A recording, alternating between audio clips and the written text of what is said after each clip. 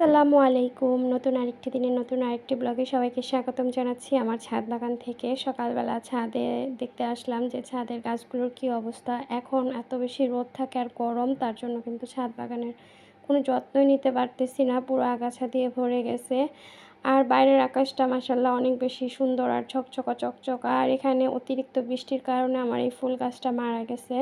তো এখনও উঠাই নাই, রেখে দিছি, দেখি যে পরে আবার তাজা হয় নাকি। তো গাছটা মারা যায়, ভীষণ খারাপ লাগতেছে। অনেক সুন্দর ফুল ফুটতো, আর এই যে এখানে প্রত্যেকটা গাছের অবস্থা একদম বেহাল হয়ে আছে। যেকোনো জিনিস আপনি যত যত্ন করবেন সেই জিনিসটা ততই সুন্দর হয়ে ফুটে উঠবে। তো এখন যত্ন করতে পারতেছি না বলে ছাদ বাগানটা অত বেশি ভালো লাগতেছে না। যাই হোক, গাছগুলোকে একটু পানি দিয়ে তারপর নিচে চলে যাব।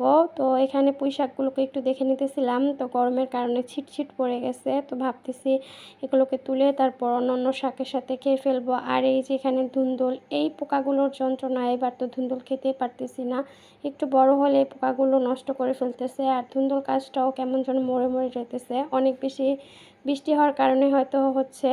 যাই হোক, তারপর চলে আসলাম নিচে এসে নাস্তা তৈরি করে নিলাম। এখন তো নাস্তা সকালের নাস্তা আর দুপুরের খাবার একসাথে করে নেই। তো এখানে গরম ভাত করছি। তারপরে করলা দিয়ে আলু দিয়ে ভাজি করছি, আম ডাল রান্না করছি আর বেগুন পোড়ে ভর্তা করছি। মাংস খেতে জিহ্বাটা একদম মনে হয় পুরো স্বাদ পাল্টে গেছে। তো আজকে ভাবলাম যে একটু ভাজি ডাল এগুলো দিয়েই খাবারটা খেয়ে নেই। তো অন্যান্য সময় বাচ্চারা মানে শুধু খালি ভাত দেখলে অনেকটা বায়না করে। আজকে দেখলাম যে সবাই একদম তৃপ্তি নিয়ে খাইতেছে। মানে সবারই একই অবস্থা। মাংস খেতে সবার আরকি অনেক বেশি বোরিং লাগতেছিল। তো আজকে ভাজি, ডাল দিয়ে এগুলো দিয়ে ভর্তা দিয়েই সবাই পেট ভরে তৃপ্তি সহকারে খেয়ে নিছে। আর এই গরমের মধ্যে তৃপ্তিকর খাবারই মনে হয় এগুলা। তো এখানে আমার হাসব্যান্ড খেয়ে তারপর কিছুটা ভাত ছিল ওইখানে আমি আবার খেয়ে নিতেছি। তো হাসব্যান্ডের থালি বসেছি, অন্য আর প্লেট নেই নাই। এখানে আমি করলা ভাজি দিয়ে খেতেছি। মনে হয় কি যেন মজার খাবার খাইতেছিলাম।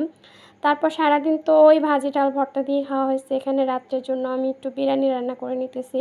মানে সারাদিন বাচ্চাদেরকে তো তেমনভাবে কিছুই করে দেই নাই। এই ভাজি, ভর্তা, ডাল ওইগুলোই খাইছে। তো রাত্রের জন্য ভাবলাম যে একটু গরম করে চিকেন বিরিয়ানি রান্না করে দেই। এটাতেও মাংস, তো এটা খেতেও আমার কেমন যেন অভক্তি লাগতেছিল। তো বাচ্চাদের জন্য করে দিতেছি। ছেলের তো মাদ্রাসা খুলে যাবে কালকেই। তো আজকে তাই একটু বিরিয়ানি রান্না করে দিতেছি। বর্তমানে গরমের যে অবস্থা, তার জন্য কিন্তু শুধু রান্না আর খাওয়া, ঘুম এই ছাড়া মনে হয় বাড়তি কাজ করতে গেলে হাঁপিয়ে উঠতেছি, এত গরম। তো যাই হোক, যেকোনো কাজই একটু জিরিয়ে করতেছি। এক ধাক্কায় একবারে সব কাজ করতেও পারতেছিলাম না। শরীর অসুস্থ হয়ে যাইতেছে। তো কিছুক্ষণ রান্না করি, আবার কিছুক্ষণ জিরাই, আবার অন্যান্য কাজ করি। এই নিয়ে আরকি সংসারের সব কাজ সামাল দিতেছি। যাই হোক, এভাবেই কিন্তু আমাদের গৃহিণীদের কাজকর্ম চলে। তো শরীরের উপরও কিন্তু বেশি চাপ সৃষ্টি করা যায় না। এই গরমের মধ্যে অসুস্থ হয়ে যাইতেছে মানুষ বেশি। তো আজকের ভিডিওটা এই পর্যন্তই। সবাই ভালো থাকবেন, সুস্থ থাকবেন। দেখা হবে নতুন আরেকটি ব্লগে। আল্লাহ হাফেজ। আসসালামু আলাইকুম।